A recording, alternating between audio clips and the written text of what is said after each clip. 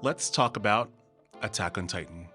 Attack on Titan has been called an anime classic of our modern time. Manga fans are divided on how it ends, but I don't want to talk about the conclusion of the series. Today, I'll be discussing some psychological concepts to analyze the character dynamics and how we can better use them to understand people in our everyday life. And to do that, I'll be sharing a book from probably my favorite author. All this will be centered around one of the biggest tragedies in the entire series. But if I had to sum up the point of this video, the TLDR would be explaining why you suck at reading people. What is up?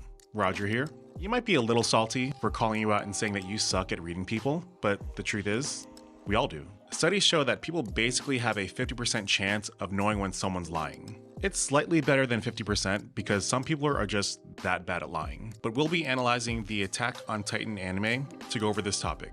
But of course, before getting into the nitty-gritty, I need to give the disclaimer that there will be topics to the last season of the anime up to the 1 hour special.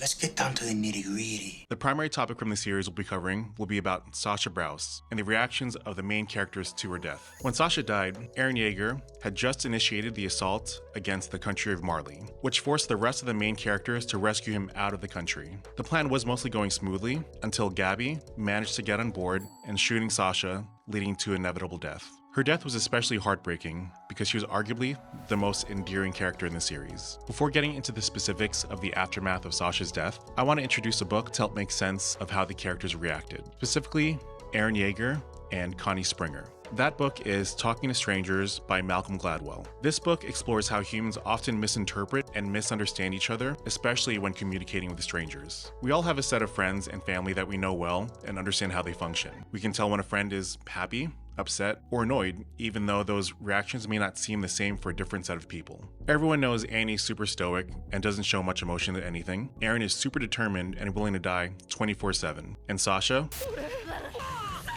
will bite you if you take away her food. We can come to a certain understanding for people that we know well. We can't use the same guidelines when interacting with people that we don't know. And you might think that this may not be a very fitting example because Connie and Eren have been friends and allies for a long time. But I would argue that the Eren that we knew from seasons 1 through 3 is not the same Eren that they pick up in season 4. The two concepts from the Talking to Strangers book I want to cover are the illusion of transparency and the concept of mismatching. But before going on, I want you to imagine this scenario. Have you ever been at a party and you're talking to someone you know but not that well, and you're just not into the conversation?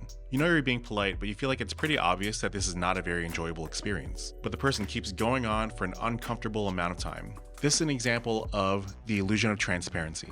It's when we overestimate the degree that people know how someone's feeling or what they're thinking. And this is tied to the idea of being mismatched. The psychological term for the concept of mismatching is incongruence. This occurs when a person's outward behavior or appearance doesn't match their actual emotions. When someone is happy, we expect them to smile. When someone is really sad, we expect them to cry. And this doesn't just apply to emotions, but intentions too. When someone keeps looking away, we think that they're lying. And if they're making good eye contact, we assume they're being truthful. But there are times when someone is telling the truth and can't hold eye contact, and there's definitely people that can lie straight to your face. In Attack on Titan, Connie breaks the news to Eren about Sasha's death. He asks what her last words were. Eren finds out that the last thing she said with her dying breath was, "meat." Then we see Eren do something that could resemble a chuckle. But from the audience's perspective, we see Eren having a flashback of Sasha offering to share meat she stole from high-ranking officers, which is actually super meaningful, knowing how much she loves food. So from our perspective, Eren might have been laughing, thinking back on that sweet memory that he had of Sasha, willing to share her most prized possession. Food.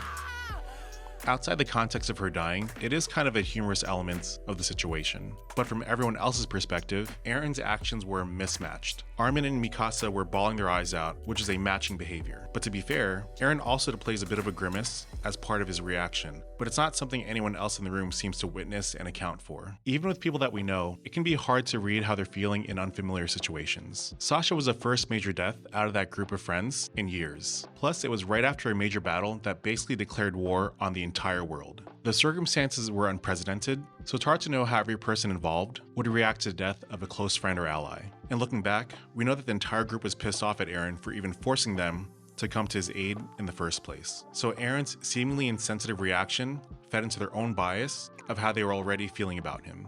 Connie was quick to label Eren's mismatched actions as him finding Sasha's death funny. But later in the series, we see Connie admitting and recognizing that Eren must have been upset. He just wasn't looking at things from his perspective. But honestly, no one knew what Eren was thinking for years, and we can't blame them for that. Eren's true intentions were hidden for a long time. But the lesson that we need to learn is recognizing that we're not always very good at reading people. Understand that we are very quick to accept surface level evidence and jump to conclusions in a lot of our interactions. It's important to be aware of the illusion of transparency, that we ourselves aren't always very good at conveying how we're feeling or what we're thinking. The more information we have about someone or a situation, the better conclusions we can draw. In the context of communication and interpersonal relationships, recognizing when someone is mismatched or incongruent can be important for avoiding miscommunication, building empathy, and understanding. If you want to hear more about my take on empathy, I'd suggest checking out my Demon Slayer video about Tanjiro. Let me know what you think about Attack on Titan in the comments below. Share the video if you liked it, like the video if you did, and please subscribe for more videos.